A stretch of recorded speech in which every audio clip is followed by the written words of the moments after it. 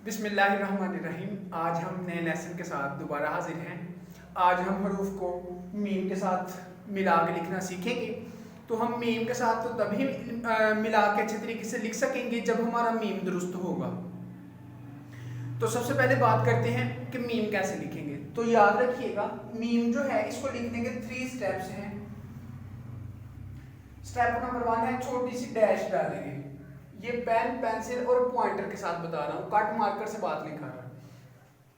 छोटी C dash डालेंगे, उसके बाद इसको पीछे की तरफ गोलाई करेंगे। ये पीछे की तरफ गोलाई करेंगे, छोटी सी डैश, और उसके बाद पीछे की तरफ गोलाई करेंगे और उसके बाद नीचे अलिफ डाल देंगे। ये मीम बन जाएगा। हाफ लाइन से कोशिश करें ऊपर हो और हाफ जो है अब लाइन से नीचे आ जाए। ये डैश डालेंगे, अब इसको पीछे की तरफ घुमाएंगे और फिर नीचे ले जाएंगे। ये हो गया मीम। अब इसको लिखने में मिस्टेक्स क्या होती हैं। नंबर 1, ज्यादातर बच्चे जो हैं ऐसे मीम को अंदर से खाली बना देते हैं। याद रखना, मीम कभी भी अंदर से खाली नहीं होता।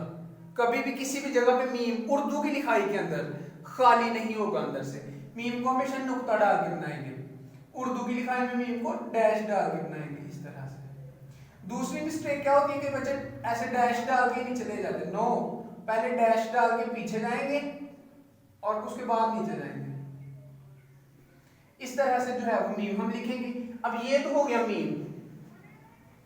उसके बाद आगे आता है कि मीम के साथ जब दूसरे हरूफ को मिला के लिखना है तो एक चीज आपने याद रखनी है कि जब भी मीम जो है ये किसी हरफ के साथ अटैच होगा, जुड़ेगा, मिल जाएगा, किसी लफ्ज के साथ जुड़ जाएगा, तो मीम से पहले एक पेवंद लगेगा जिसने जोड़ना है।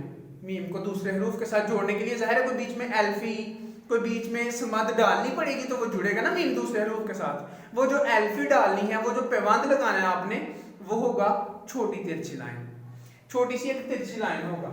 ये देखिए, इस तरह की तिरछी लाइन होगी। ये जब भी मीम ने किसी हरफ के साथ जुड़ना है तो इस तरह का पेवंद लगता है। फॉर एग्जांपल ये देखिए, बेमीम बाम, ये बे का सिरा, ये तिरछी लाइन पेवंद और आगे ये मीम, बेमीम बाम। ठीक है, मजीद मिसालें मैं देता हूं इसकी। ये देखिए, ये जीम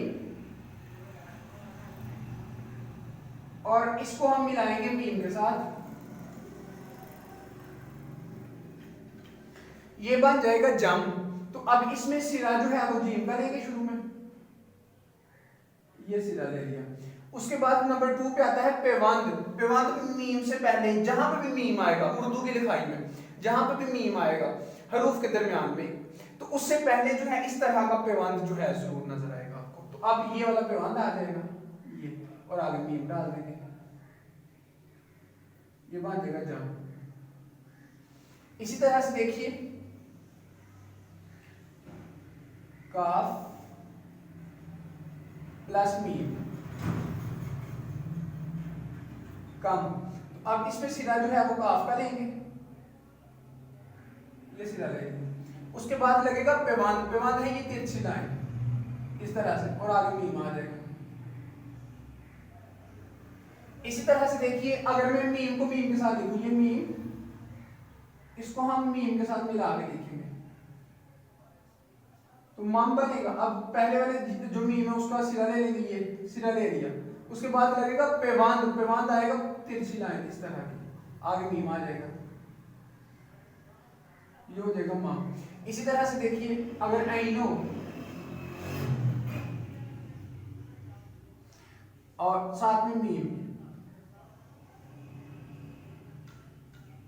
तो अब सिरा जो है ये ऐन का देंगे इस तरह से, और आगे ये जो है ये पेवंद, ये तिरछी लाइन वाला पेवंद, और आगे मीम, ये आम बन जाएगा। तो मेरा ख्याल है कि ये चीज आप समझ चुके होंगे। अब जो है मैं इसकी वो वाली हरूफ जो है आपको लिख के दे रहा हूं जिनकी आपने प्रैक्टिस करनी है।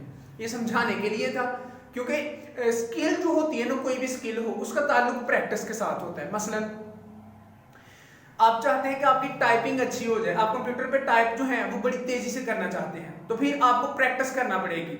अगर आप प्रैक्टिस करेंगे तो तेजी से टाइप कर लेंगे। आप चाहते हैं आपको स्विमिंग आ जाए, तैरना आ जाए, आप नदी नालों में, दरिया में तैराकी सीखना चाहते हैं, तो पहले आप दरिया में छलांग नहीं लगाएंगे, पहले आप प्रैक्टिस करेंगे उसकी। ऐसी जगह पे करेंगे जहां पे पानी कम होगा।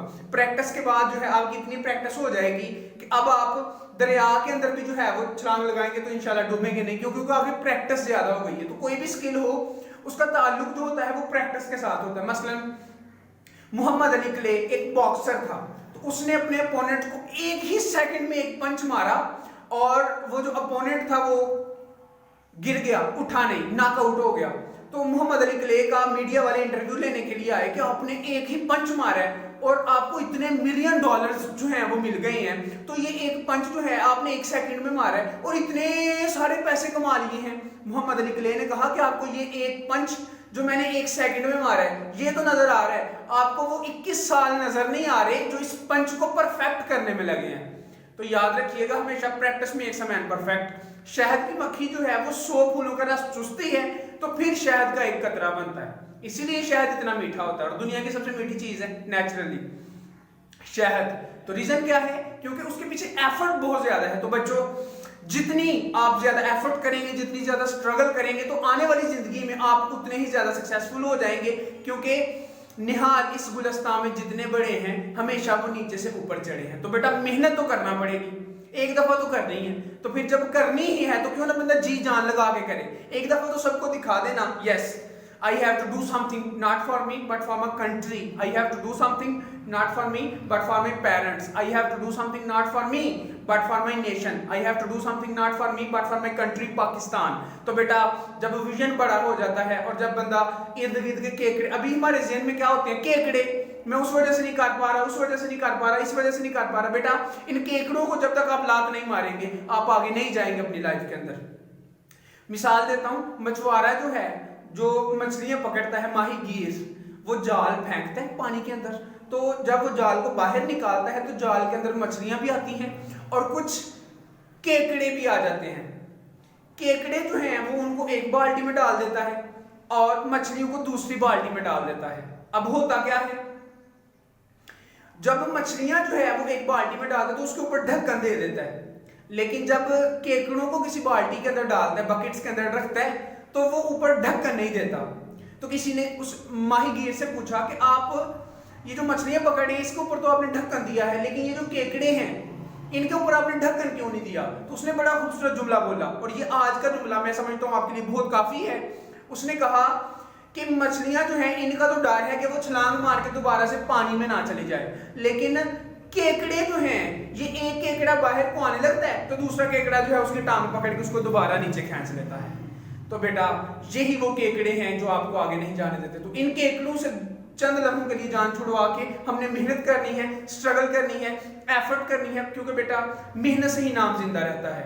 अब मेरे दोस्त देख मैं हारा तो नहीं, मेरा सर भी पड़ा है अभी मेरी दस्तार के साथ, वक्त खुद ही बताएगा कि मैं जिंदा हूं, कब वो मरता है जो जिंदा रहे किरदार के साथ। और बशर बशर बशर कहते हैं इंसान को, बशर राज़े दिल कहकर ज़लीलो ख्वार होता है, निकल जाती है जब खुशबू तो गुल बेकार होता है, मिटा दे अपनी हस्ती को गर कुछ मर्तबा चाहे कि दाना खाक में मिलकर गुलो गुलजार होता है। तो बेटा अगर आगे जाना है ना तो फिर कुछ देर के लिए तो वो दाने की तरह अपना आपको अपनी पर्सनैलिटी को छुपाना होगा लोगों से और छुप के एफर्ट करना पड़ेगी। बीज जो है जब वो ग्रोइंग स्टेज में होता है, जब उससे जड़ निकलनी हो, जब उसका हाइपोकॉटल निकलना होता है, जब उसकी रेडिकल निकलनी होती है, जब उसकी प्लोम्यूल, जब उसकी शूट और रूट्स निकल रही होती हैं, तो उस टाइम पे वो किसी को भी नजर नहीं आ रहा होता, उसका एक वजूद में गुम हो चुका होता है, वो अपने आप में इतना मगन होता है कि दुनिया वालों को नजर नहीं आ रहा होता। तो बेटा जिंदगी जो है उन्हीं लोगों ने लीड करनी होती है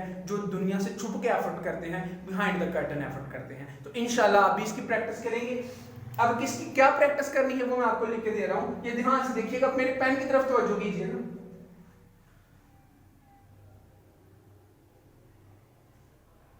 पहले जब आप शुरू में लिखेंगे तो आराम से लिखना है और स्लो लिखना है, फास्ट नहीं लिखना। अगर आपने शुरू में ही तेजी करना शुरू कर दी तो लिखाई सही होने की बजाय खराब होने का अंदेशा है।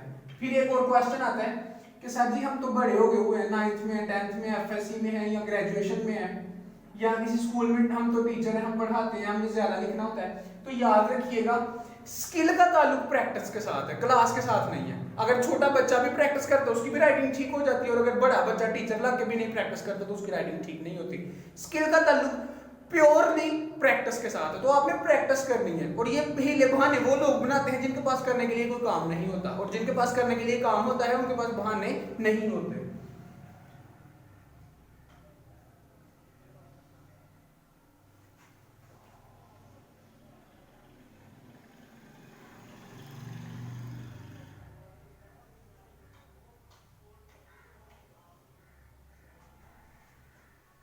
अच्छा जी, अब मैं आपके सामने बिस्मिल्लाह लिखने लगा हूं, तो मैं आपसे पूछूंगा कि पैवांद कहां पे है।